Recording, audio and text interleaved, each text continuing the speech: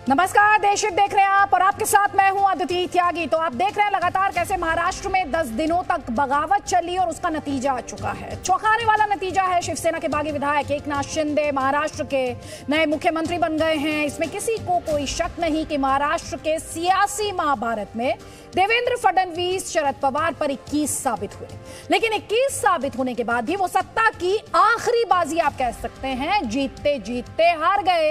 हार इसलिए गए क्योंकि शपथ ग्रहण से 3 घंटे पहले जब देवेंद्र फडणवीस ने प्रेस कॉन्फ्रेंस की तो उन्होंने ये कहा कि महाराष्ट्र के मुख्यमंत्री एकनाथ शिंदे होंगे और बीजेपी बाहर से शिंदे सरकार को समर्थन देगी। लेकिन शपथ ग्रहण से 1 घंटे पहले बीजेपी के शीर्ष नेतृत्व ने, टॉप लीडरशिप ने बाजी पलट दी। बीजेपी के राष्ट्रीय अध्यक्ष जेपी नड्डा ने देवेंद्र फडणवीस को निर्देश दिया कि वो महाराष्ट्र की शिंदे सरकार में शामिल हों और यह भी कहा कि देवेंद्र फडणवीस उप मुख्यमंत्री की, डेप्यूटी सीएम की कुर्सी संभाले। मैं इस सरकार को पूरे तरीके से सहयोग करूंगा। मैं सरकार के बाहर रहूंगा और इस सरकार को सफल बनाने हेतु जो जो चीज करना आवश्यक है, ऐसी सारी चीजें हम मिलकर करेंगे।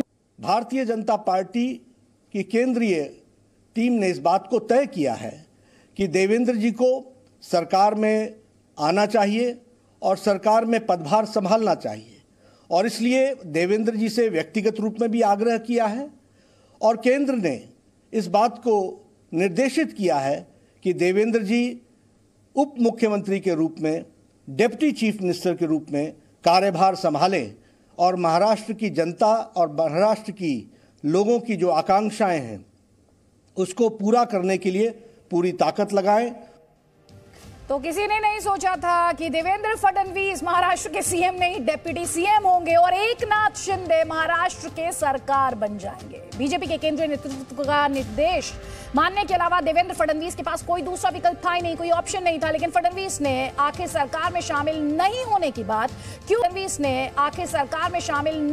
की बात क्यों कही थी, इसकी असली वजह क्या है, ये आज हम आपको देशहित में बताएंगे। लेकिन इससे पहले इस सवाल का जवाब आपको देते हैं कि शपथ ग्रहण से लेकर ठीक पहले की पूरी कहानी, कैसे ये पूरी पिक्चर देखने को मिली, इस रिपोर्ट के माध्यम से समझ सकते हैं।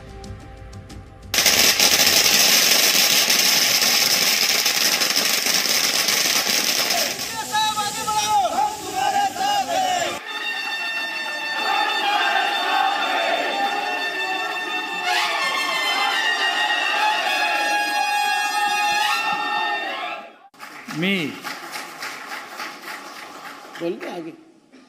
एकनाथ संभाजी शिंदे ईश्वर साक्ष शपथ घेतो की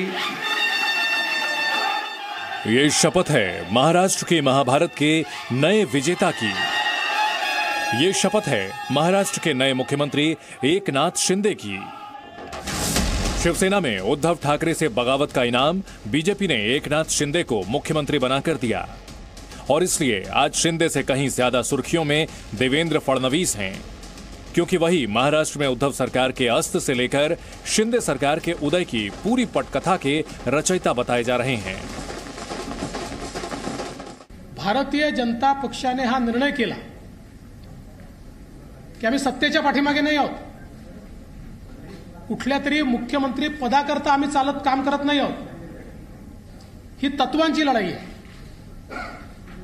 ही हिंदुत्वाची लढाई आहे, ही विचारांची लढाई आहे आणि म्हणून भारतीय जनता पक्षाने हा निर्णय केला की श्री एकनाथ शिंदे साहेब यांना भारतीय जनता पार्टी समर्थन देईल आणि श्री एकनाथ शिंदे हे मुख्यमंत्री होतील। दोपहर तक यही कयास लगाए जा रहे थे कि महाराष्ट्र के मुख्यमंत्री तो फडणवीस ही बनेंगे, लेकिन देवेंद्र ने शिंदे को सीएम बनाकर ऐसा दांव चला जिसे देखकर बड़े बड़े राजनीतिक विश्लेषक हैरान रह गए और उद्धव ठाकरे से लेकर राजनीति के चाणक्य कहे जाने वाले शरद पवार भी जरूर सोच में पड़ गए होंगे। और इस दांव से पर्दा हटा शपथ ग्रहण से करीब 3 घंटे पहले, जब देवेंद्र फडणवीस एकनाथ शिंदे के साथ प्रेस कॉन्फ्रेंस करने आए। एकनाथ शिंदे जी के साथ शिवसेना जो है, शिवसेना के नेता के रूप में आज उन्होंने मुख्यमंत्री पद के लिए अपना क्लेम माननीय राज्यपाल जी को दिया। भारतीय जनता पार्टी के हमारे गुट ने उनको पूरा समर्थन दिया। हमारे 106 और उसके साथ साथ उनके साथ और हमारे साथ जो इंडिपेंडेंट्स और छोटी पार्टियां हैं, इन सभी के समर्थन का पत्र आज हमने सौंपा है। ये दांव कितना बड़ा है इसे सीटों से समझिए। महाराष्ट्र में बीजेपी सीटों के लिहाज से सबसे बड़ी पार्टी है। बीजेपी के पास 106 विधायक हैं। निर्दलीय विधायक और छोटी पार्टियों को मिलाकर बीजेपी के पास 120 विधायकों का समर्थन हासिल है, जबकि एकनाथ शिंदे के पास शिवसेना के 39 विधायक समेत कुल 50 विधायकों का साथ है। फिर भी देवेंद्र फडणवीस ने एकनाथ शिंदे को मुख्यमंत्री बनाया और शिंदे ने फडणवीस के इस फैसले पर जिस तरह से अपनी बात रखी, ऐसा लगा जैसे बीजेपी के वो कर्जदार बन गए हों। मैं धन्यवाद दूंगा। देवेंद्र जी ने अभी यहाँ पर कहा कि हम लोग बाला साहब ठाकरे जी के शिवसैनिक को समर्थन दे रहे हैं। ये उनके दिल का बहुत बड़प्पन है। ऐसा कभी कोई करता नहीं जिसके पास 120 विधायक है, जिसके पास 120 विधायक होने के बावजूद ऐसा कोई ग्राम पंचायत और नगर सेवक का पद भी नहीं छोड़ता है। ये तो मुख्यमंत्री पद है। यहां समझने वाली बात यह है कि शिवसेना का सीएम बनने की शर्त पर उद्धव से गठबंधन तोड़ने वाली बीजेपी ने एक शिवसैनिक को सीएम क्यों बनाया। सूत्रों के मुताबिक महाराष्ट्र में शिंदे को सीएम बनाने की 4 बड़ी वजहें हो सकती हैं। पहली वजह, ताकि शिवसैनिकों को यह संदेश दिया जा सके कि महाराष्ट्र में शिवसेना की ही सरकार है। दूसरी वजह, ताकि शिवसेना के कार्यकर्ताओं के गुस्से का सामना सरकार को ना करना पड़े। तीसरी वजह, शिंदे को सीएम बनाकर बीजेपी उद्धव ठाकरे का सियासी वजूद खत्म करना चाहती है और ये संदेश देना चाहती है कि शिंदे गुट ही असली शिवसेना है। चौथी वजह, शिंदे के जरिए देवेंद्र फडणवीस ने उद्धव को सबक सिखाया है। मैं इस सरकार को पूरे तरीके से सहयोग करूंगा। मैं सरकार के बाहर रहूंगा और इस सरकार को सफल बनाने हेतु जो जो चीज करना आवश्यक है, ऐसी सारी चीजें हम मिलकर करेंगे, मेरा विश्वास है।